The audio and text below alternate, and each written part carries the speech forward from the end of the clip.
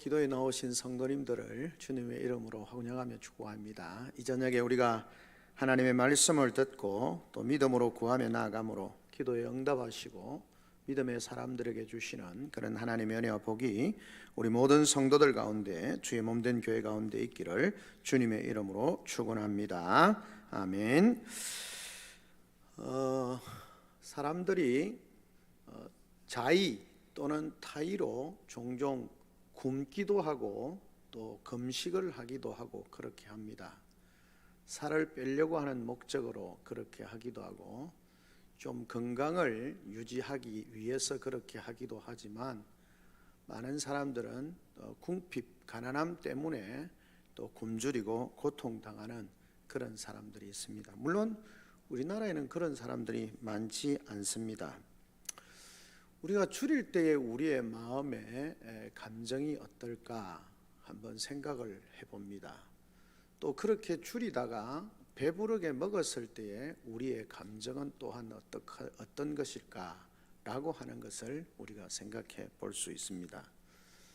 사람들이 배고프면 민감해진다 그러죠. 그래서 조금만 그렇게 하면 짜증을 내거나 아니면 마음의 불편함을 드러내기도 합니다. 그러나 마음이 좀 배가 부르고 넉넉해지면 사람이 조금 여유가 생기기도 하고 그런 것 같습니다.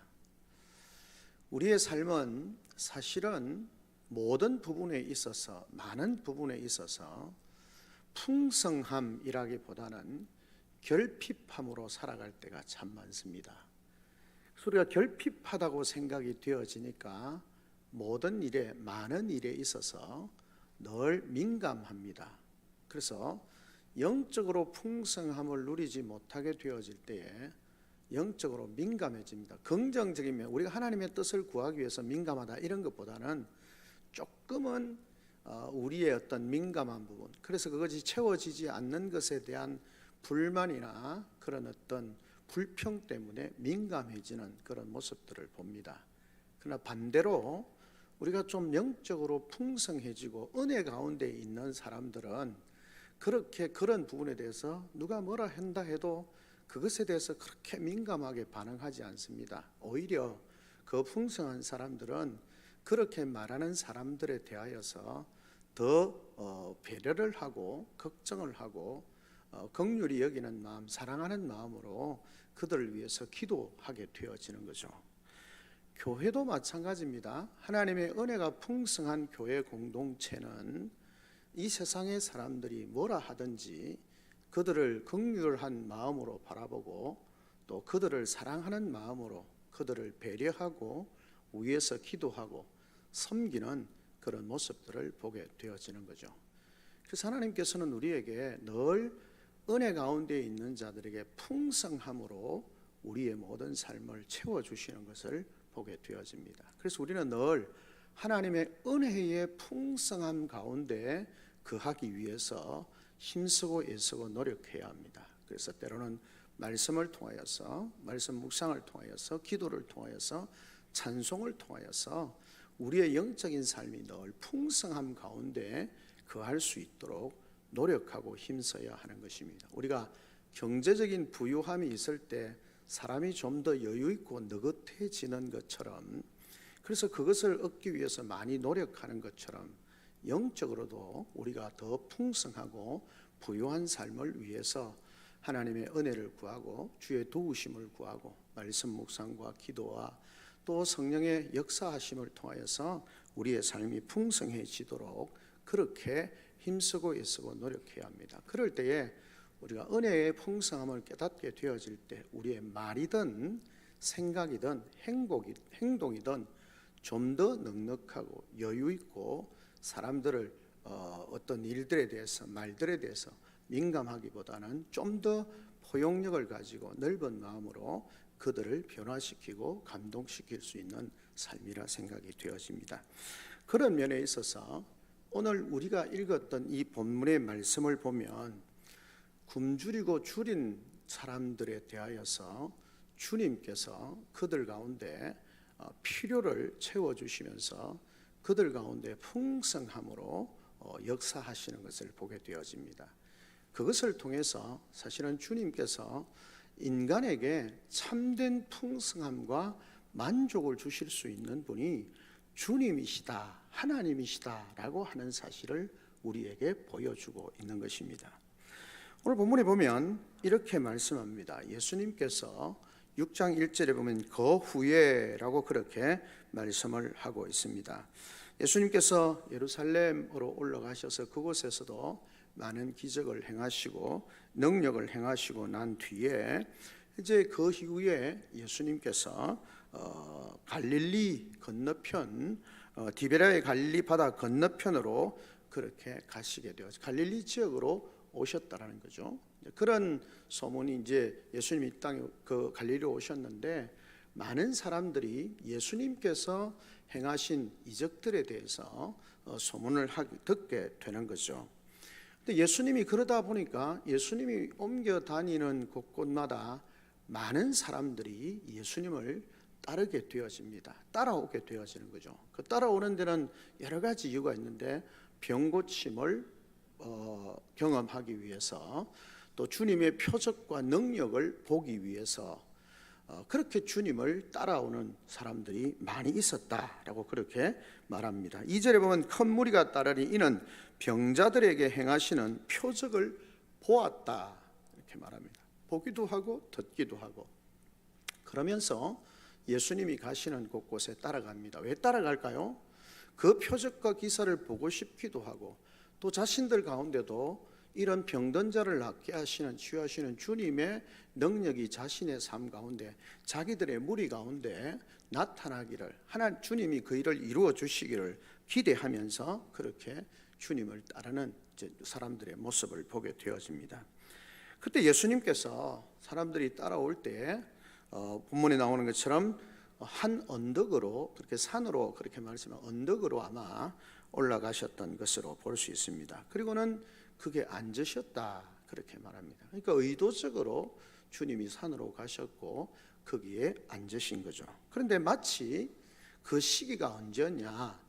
6월절 명절인 그 유대의 명절인 6월절이 가까웠다라고 그렇게 말씀을 하고 있습니다.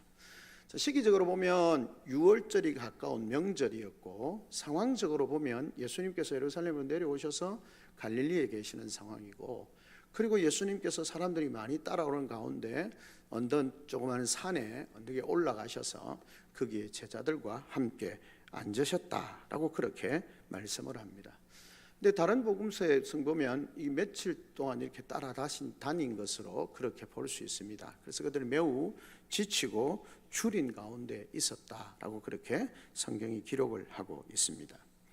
자, 6월절 왜 하필 그 시기를 6월절 가까운 시기다라고 말씀하시면서 그 뒤에 오병이어의 기적을 보이셨는가 하는 것입니다.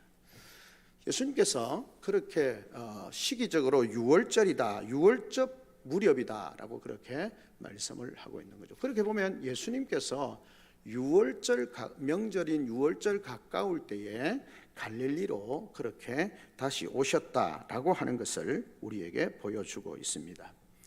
자, 그럼 6월절이 어떤 날입니까? 우리가 아는 것처럼 6월절은 이스라엘 백성들이 출애굽하는 과정에 있었던 그런 절기를 기념하는 절기입니다. 그러니까 출애굽을 하면서 이스라엘 백성들이 그 땅 가운데서 구원을 얻고 생명을 얻는 그것을 경험한 것을 기념하는 절기가 6월절이라는 거죠.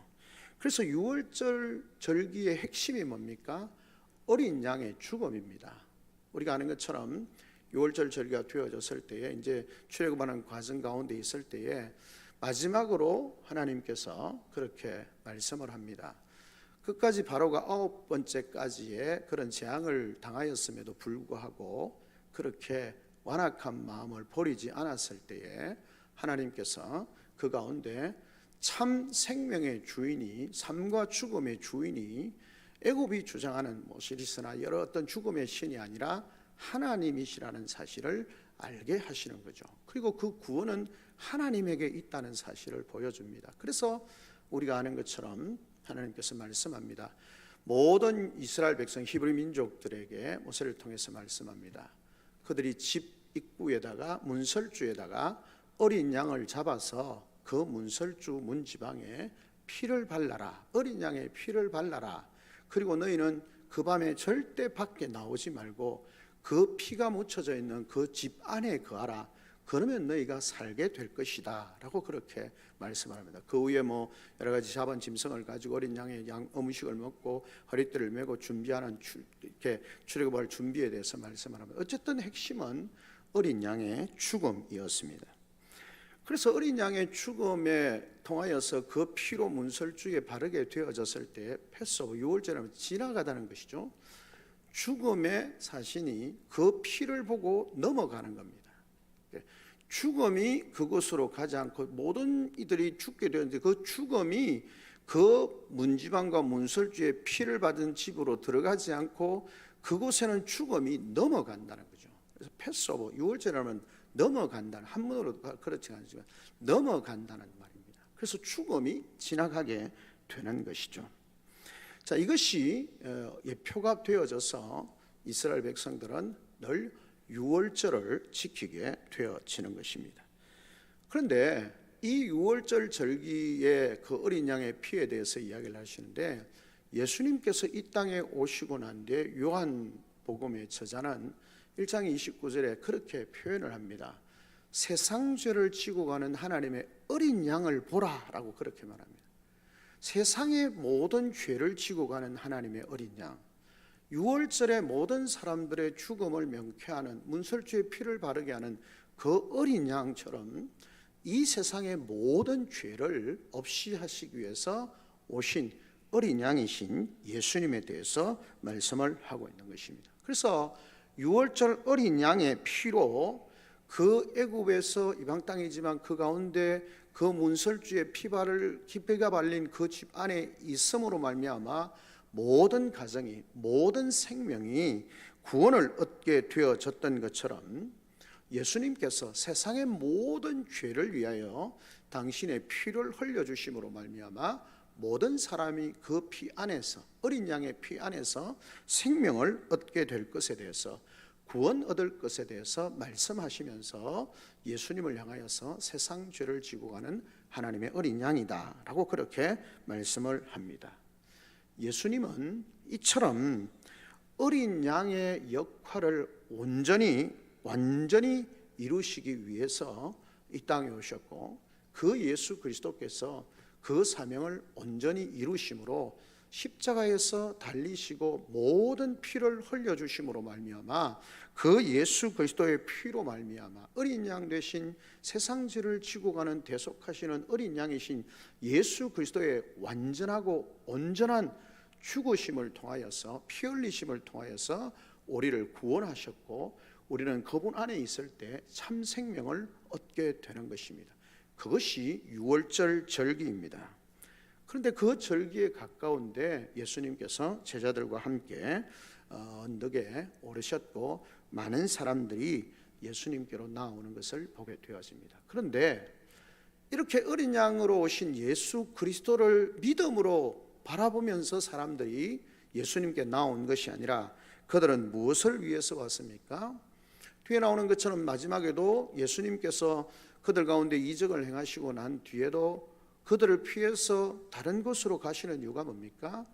이 유대인들이 예수님을 자신들의 왕으로 삼고자 하는 마음, 또는 앞에는 예수님께서 행하신 표적과 능력을 보면서 자신들에게 뭔가 표적과 능력을 보여주시는 그것을 위해서 예수님을 따라오고, 그 예수님을 왕으로 세워서 자신들에게 정치적으로 이 세상에서 뭔가 좀 더 유익하고 좀 더 자신들이 바라는 것들을 성취하고 싶은 마음에 주님을 따라오게 되어지는 것입니다. 그런데 예수님은 그 일을 위해서 이 땅에 오신 분이 아니다라고 하는 것을 우리에게 말씀해 주고 계시는 거죠. 그럼에도 불구하고 이런 온전한 믿음이 아니고 불충분할 뿐만 아니라 참된 믿음이 아닌 기적과 어떤 자기의 필요를 따라서 주님을 따라오는 그들이었지만, 예수님께서는 어떻게 하셨습니까? 그들을 불쌍히 여기셨습니다. 그리고는 그들에게 표적과 능력을 보여주셨습니다. 그리고는 그 표적과 능력을 통해서 결국 무엇을 말씀하고 있습니까? 성경이 자주 표현하는 것은 목자 없는 양 같은 그들을 불쌍히 여기시고 그 중에서 주님은 병자도 고쳐주시고 그들 가운데 능력도 행하시는 것을 보게 되었습니다. 이것은 그 이스라엘의 참된 왕으로서 자기 백성들을 보호하시고 다스리시는 그런 모습을 우리에게 보여주고 있습니다. 그리고는 예수님께서 그들 가운데 그들의 배고픔과 주림과 궁핍에 대해서 하나님께서 그 문제를 해결하시는 그런 모습을 보게 되어지는 것입니다. 오병이어의 기적을 통하여서 결국 그들의 생명을, 그들에게 참된 생명을 주시는 분이 누구신가 하는 것을 주님께서 우리에게 보여주고 있는 것입니다. 그렇습니다. 예수님은 하나님 나라의 왕이실 뿐만 아니라 우리의 참된 구원자가 되십니다.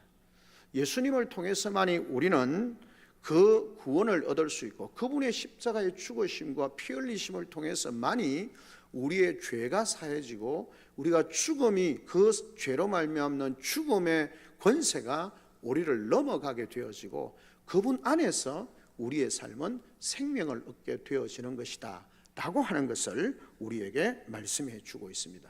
하나님께서 우리를 그 죽음의 진노, 하나님의 진노에서 우리를 구원하시는 분은 예수 그리스도를 통해서만이 가능하다라고 로마서 5장 9절이 우리에게 말씀해 주고 있습니다. 이 놀라운 구원의 은혜, 그 십자가의 은혜가 6월절 어린 양의 피를 통해서 죽음이 지나간 것처럼 우리에게 참된 어린 양으로 오셔서 우리를 위해서 죽으신 그 예수 그리스도의 십자가의 보혈로 말미암아 우리가 그분 안에 있음으로 말미암아 죽음이 우리를 해하지 못하고 죽음이 우리를 지나가고 우리는 그분 안에서 참된 생명을 누리는 복된 삶임을 우리가 깨닫고 그분 안에서 감사함으로, 그 표현이 뭡니까? 절대 문설주, 피가 붙어있는 문설주 집 밖으로 나가면 안 되는 겁니다. 왜냐하면 그 집 밖으로 나가게 되어지면 그곳에서는 죽음의 세력에 굴복당하고 죽을 수밖에 없는 거죠. 주님의 그 십자가의 은혜 안에 있을 때 우리의 삶이 구원을 얻고 생명을 얻는다라고 하는 사실을 우리에게 말씀해 주고 있습니다. 그럼 우리는 어떤 형편 상황이라 할지라도 그 십자가의 은혜 안에 머물러 있는 그런 복된 우리 성도들이 되시기를 주님의 이름으로 축원합니다. 아멘. 둘째는 무엇입니까? 주님께서 그렇게 당신을 드러내시고 난 뒤에 이렇게 말씀합니다. 예수님께서 눈을 들어서 큰 무리가 자기에게 오는 것을 보고 빌립에게 이르시되 우리가 어디서 떡을 사서 이 사람들을 먹이겠느냐라고 그렇게 주님이 질문을 하십니다. 눈을 들어서 보시는 거죠. 사람들은 생각했을 겁니다. 따라다니면서 지치고 힘들고 그렇게 배고프고 줄였을 것입니다. 누가 우리에게 대해서 관심을 가질까? 주님께서 자신들에게 관심을 가져주고 병을 낫게 해주고 자신의 문제를 해결해 주시기를 기대하면서 따라가지만 주님이 다 아시겠나? 그렇게 생각했을 수 있을 겁니다. 근데 주님이 나를 특별히 만나주시면 좋겠다, 그런 마음이 있었겠죠. 그런데 오늘 성경은 한마디로 그렇게 말합니다. 눈을 들어서 큰 무리가 자기에게로 오시는 것을 보셨다 그랬습니다. 주님은 우리의 모든 형편과 상황을 보고 계십니다. 큰 무리가 오는 것뿐만 아니라 그 가운데 있는 한 사람 한 사람의 삶에 대해서 우리 하나님은 관심을 갖고 계시고 살피고 계시는 거죠. 하나님은 전능하신데 모든 마음을 어떻게 살피시냐? 전능하신 하나님은 성경의 표현대로면 우리의 머리카락과 우리의 혀의 말도, 우리의 마음의 생각도, 우리의 모든 것을 다 알고 계시고 보고 계시고 살피시는 하나님이시라는 겁니다.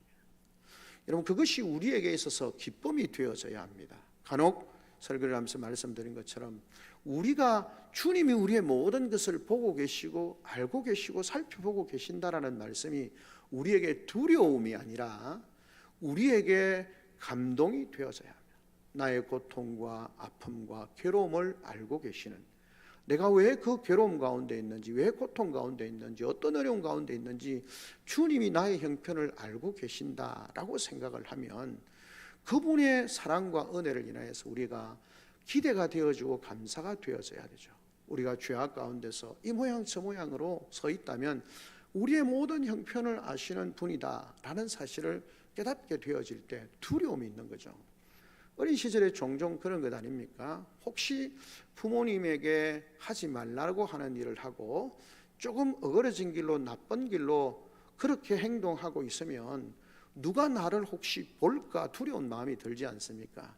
그래서 조심조심 숨기려고 노력하고 사람들의 눈에 띄지 않으면 마치 성공한 것처럼 생각할 때가 있습니다. 그런데 성경은 오늘 우리에게 적나라하게 말씀합니다. 하나님은 우리의 모든 것을 보고 계시는 분이시다라고 그렇게 말씀합니다. 그리고 주님은 말씀합니다. 우리의 형편, 그 무리들이 오시는 것을 다 보시기 때문에 우리의 모든 것을 아시는 하나님 앞에 우리의 형편과 상황을 아뢰고 그분 앞에 도우심을 구하는 우리의 삶이 되어져야 할 것입니다. 왜 그렇습니까?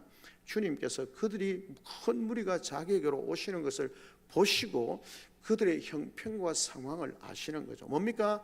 그들이 줄여 있고 피곤하고 배고프다는 사실을 아시는 겁니다. 그래서 제자들에게 말씀합니다. 야, 사람들이 많이 오는데 많이 지치고 힘들고 어려운 것 같다.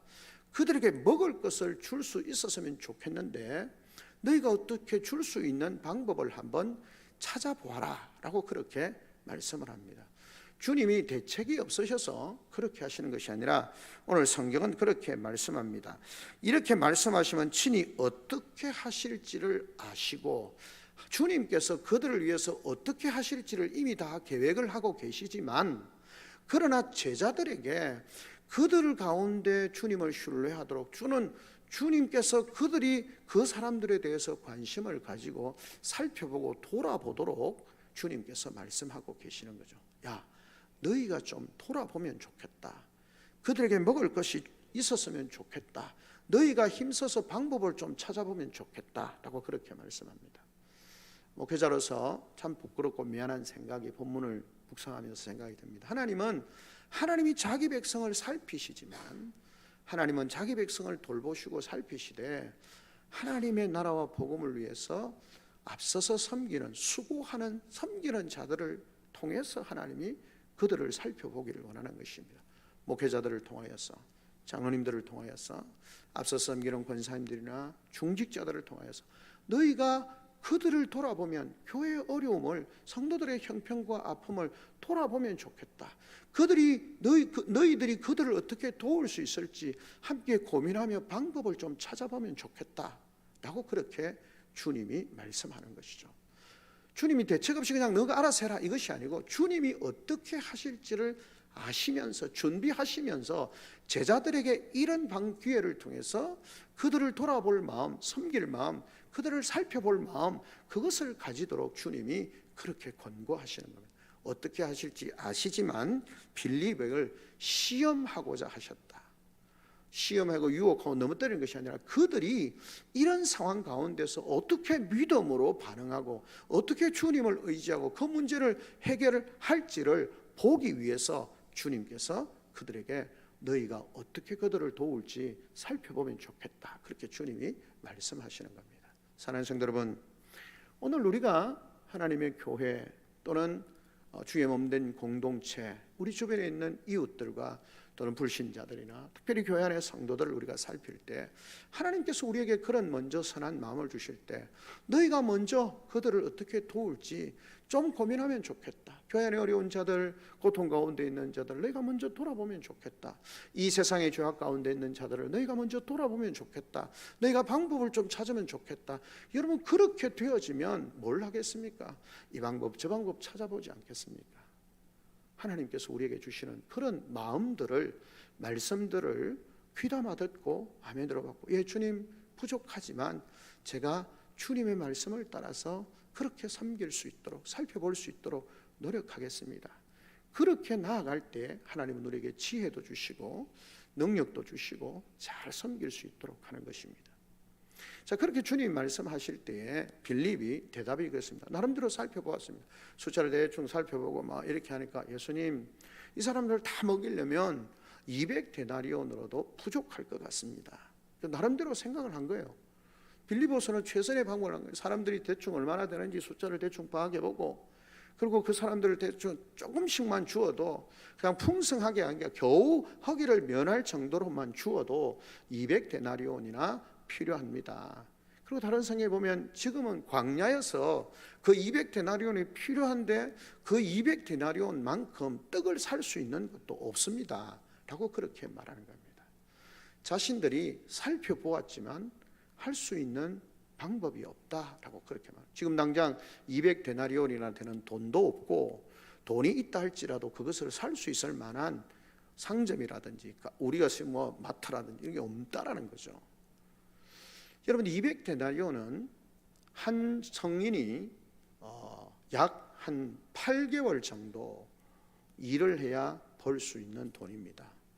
뭐 1년치 연봉에 준하는 수준의 돈이라고 그렇게 말할 수 있겠습니다. 그 정도의 돈을 들여야 되는데 그 돈을 들여서라도 살 수 없는 상황입니다 라고 그렇게 말합니다. 자, 그런 가운데 또 한 사람은 안드레, 여기 본문에 보면 제자 중 하나인 곧 시몬 베드로의 형제 안드레가 예수님께 나왔습니다. 방법을 찾았죠. 나름대로 찾았는데 사람들이 뭐 없나 이렇게 뭐 쭉 찾아봤는데 결국 그가 들고 온 방법은 뭡니까? 보리떡 5개와 물고기 2마리, 한 아이가 있어서 이 보리떡 5개와 물고기 2마리를 가지고 있나이다. 그 아이가 있다는 걸 확인했을 것이고, 뭐 자기가 받았을 수도 있고요. 근데 이것으로 도대체 뭘 할 수 있겠습니까? 한 아이가 먹을 수 있는, 한 끼 정도 먹을 수 있는 양인 이것으로 뭘 할 수 있겠습니까? 그렇죠? 불가능하죠. 200데나리온에 해당하는 그것을 사야 있어야 먹을 수 있는데 도무지 불가능하다는 거죠. 그런데 여러분, 여기서 우리가 할 수 있는 건 뭡니까? 빌립은 빌립대로 나름대로 방법을 찾았고, 안드레는 안드레대로 나름대로의 방법을 찾았습니다. 온전하지 않습니다. 완전하지 않습니다.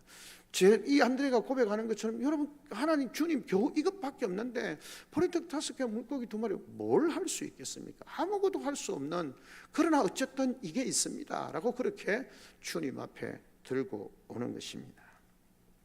그때 예수님께서 말씀합니다. 이곳에 잔디가 많은지라 사람들이 앉으니 5,000명쯤 되었다, 그렇게 말하죠. 우리가 흔히 이런 것처럼 뭐 장정들만 헤아리는 그런데 아이가 있었던 것, 또는 여러 가지 보면 적게는 10,000명 정도, 많게는 10,000명이 넘는 그런 숫자의 사람들이 모였을 것입니다. 그리고는 주님이 말씀합니다. 그 아이가 가지고 있었던 떡과 보리떡과 물고기를 가져오라 하셨겠죠. 그리고는 주님이 그 떡을 가지시고 축사하시고 앉아있는 자들에게 나누어 주라라고 그렇게 말씀합니다. 예수님 영화를 이렇게 보면, 기적을 행하실 때 보면 바구니에 막 이런데 벌떡벌떡 뛰는 생선을 하는데 그건 아니겠죠. 보통 이제 우리가 흔히 말하는 소금에 절이거나 마른 생선을, 그냥 떡과 이걸 가지고 다닐 수 있도록 마른 생선을 한 것으로 그렇게 볼 수 있습니다. 그래서 보리떡 5개와 말린 물고기 2마리를 가지고 주님 앞에 드린 것이고, 주님은 그것을 가지고 축사하심으로 말미암아 주님이 나누어 주셨습니다. 그리고는 제자들에게 나누어 주라라고 말씀하시고, 그렇게 다 나누어 주는데, 여러분, 성경에 재밌는 표현이 있습니다. 11절에 보면 물고기도 그렇게 그들의 원대로 주시니라 그랬습니다. 원대로. 얼마나 주렸겠습니까? 그런데 주님이 말씀합니다. 그들이 원하는 대로 주라는 거예요. 안드레가 뭐라 말했습니까? 보리떡 5개, 물고기 2마리밖에 없는데 이걸로 도대체 뭘 할 수 있겠습니까? 이 사람들을 다 먹이려면 최소한 그냥 허기를 면할 정도로 먹인다 할지라도 200데나리온의 돈이 필요한데, 주님, 이거 좀 불가능한 것 같습니다. 그런 마음이죠. 감당할 수 없는 상황, 그리고 있다고 해도 아주 그냥 불가능한 그것만 가지고 있는. 그런데 그 제자들은 자신들이 할 수 있는 방법을 찾았고 주님의 손에 그들의 결과로 보리떡 5개와 물고기 2마리가 있는 거죠. 그리고 주님은 그것을 가지고 축사하시고 모든 사람들을 나누어 주시는데 그들이 원하는 대로 주라고 말씀하신 거죠. 그리고 원하는 대로 주고 먹고 난 뒤에 남은 것이 뭡니까? 오늘 그렇게 말합니다. 그들이 배부른 후에, 앞에 그 빌립은 그냥 허기질 정도로 겨우 조금만 먹어도 그렇게 얼마 되지 않는, 조금씩 받게 할지라도 200데나리온이나 듭니다. 그런데 오늘 성경이 뭐라 말합니까? 그들이 배부른 후에 예수님께서 제자들에게 계실 때 남은 조각을 거두고 버리지 말라라고 말씀하시고, 제자들이 왜 그렇게 하셨을까요? 그렇게 버렸다고 해도 그 의미가 없겠죠. 그런데 다 거두라는 겁니다. 근데 다 거두면서 제자들이 뭔 생각을 했겠습니까? 이게 도대체 무슨 일이야? 어떻게 이런 일이 가능하지?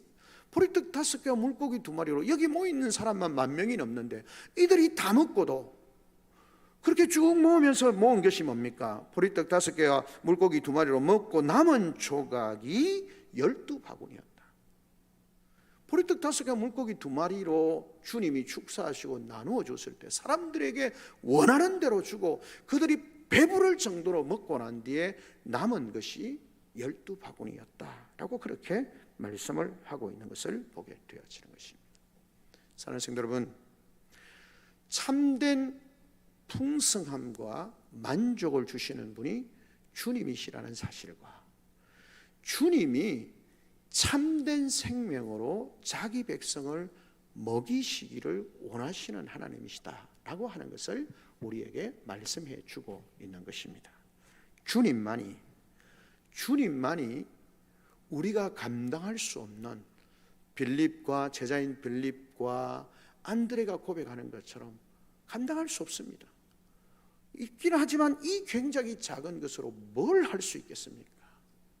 여러 가지 포기할 수 있습니다. 이 아이가 자기의 먹을 것을 포기하고 헌신했다, 뭐 여러 가지 헌신의 부분에 대해서도 생각할 수 있습니다. 그럼에도 불구하고 본문이 말하고 있는 것은 그 어린아이의 헌신을 이야기하는 것이 아니라 주님의 손에 들려있는 그 작은 것이 주님이 그 가운데 축사하시고 은혜를 베푸시고 사용하시면 놀라운 능력으로 한 사람의 만족함으로도 채워지지 않을 그 양으로 많은 사람들이 배불리 만족하게 먹고도 남음이 있는 그런 놀라운 역사를 주님이 행하시는 분이시고 참된 생명을 주시는 분이심을 우리에게 말씀해 주고 있는 것입니다.